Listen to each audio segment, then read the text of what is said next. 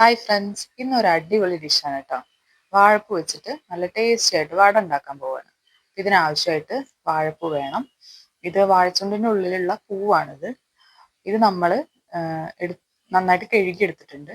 ഇതിനുള്ളിൽ ഒരു നാരുണ്ട്, അതൊന്നും എടുത്ത് മാറ്റണം. അത് ഭയങ്കര ചവർപ്പും കയ്പൊക്കെ ഉണ്ടാക്കുന്നതാണ്. അപ്പോൾ വളരെ ശ്രദ്ധിച്ചിട്ട് തന്നെ ഇതിലെ എല്ലാത്തിൻ്റെയും ആ നാര് നമ്മൾ എടുത്ത് കളയണം. ഇല്ലെങ്കിൽ ഒരു ടേസ്റ്റ് ഉണ്ടാവില്ല വടക്ക്. അപ്പൊ ഇതെല്ലാം എല്ലാത്തിൻ്റെ ഇതുപോലെ എടുത്തു മാറ്റിയതിന് ശേഷം ചെറുതായിട്ട് ഇത് നന്നായിട്ട് അരിഞ്ഞെടുക്കണം.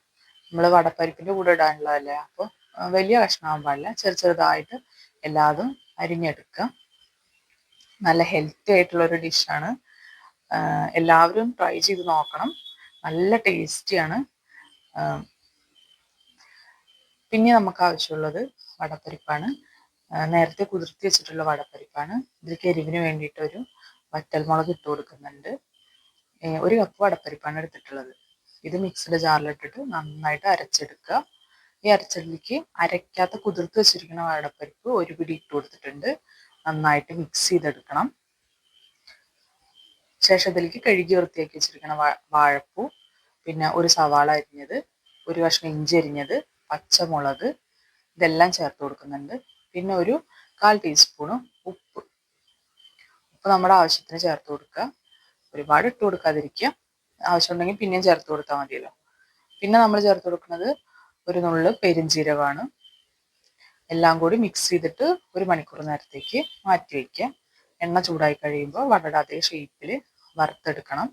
ആദ്യം ലോ ഫ്ലെയിമിലിടുക, പിന്നെ ഒരു മീഡിയം ഫ്ലെയിമിലിട്ടിട്ട് 2 സൈഡും നന്നായിട്ട് മുരിയിച്ചെടുക്കണം, അല്ലെങ്കിൽ ഉള്ളൊന്നും വീഴില്ല. നല്ല ക്രിസ്പി ആയിട്ടുള്ള ഒരു വടയാണ് കേട്ടോ. ചായക്കൊക്കെ ബെസ്റ്റ് കോമ്പിനേഷനാണ്. വാഴപ്പൂ ഇതുപോലെയുള്ള ഹെൽത്തി സാധനങ്ങളൊന്നും ചില കുട്ടികൾക്ക് ഇഷ്ടാവില്ലല്ലോ. അപ്പൊ ഇതുപോലെയൊക്കെ ഒന്ന് ഉണ്ടാക്കി കൊടുത്തു കഴിഞ്ഞാൽ അവരെന്തായാലും കഴിക്കും.